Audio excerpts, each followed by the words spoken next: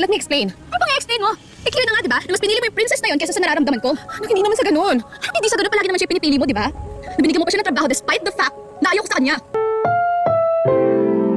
Ang programang ito ay rated SPG. Striktong patnubay at gabay ng magulang ang kailangan. Maaaring may masiselang tema, lengguwahe, karahasan, sexual, horror o droga na hindi angkop sa mga bata.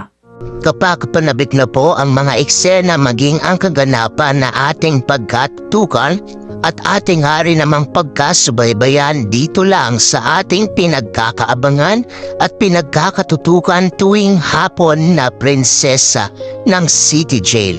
Simula pa lang nga din naman ito na ikakagulantang na nga lang din naman nitong si Divina. Ang biglaang pagsugot nga rin naman nitong si Sherlyn sa kanya. Dahil ito nga rin naman kasing si Sherlyn ay dudam-duda na kung ano ba ang koneksyon nga at anong meron nga dito kay Divina maging dito kay Libby. Dahil napapansin na nga rin naman kasi ito nitong si Sherlyn na mukhang ito ngang si Divina at si Libby ang tunay na mag-ina at tila nagkakasundo ang dalawa at napansin din ni Sherlyn na parehong pag-uugali nga nitong si Divina at itong si Libby.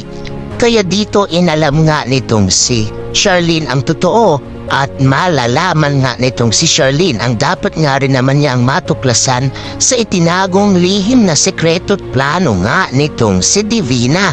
At ito nga rin naman na malalaman na nitong si Sherlyn ang ginawa nga nitong si Divina sa anak nga niya. At sasabihin nga nitong si Sherlyn nang sinugod nga rin naman niya at hinarap itong si Divina na, alam ko na ang totoo, Divina. Anak mo si Libby at ang anak ko naman si Princess. Nalaki nga ang mga mata nitong si Divina dahil ito na nga rin ang kanyang kinatatakutan na malalaman na nitong si Sherlyn ang totoo kung sino ba ang kanyang tunay na anak. Pero simula nga rin ba ito para sa ganon?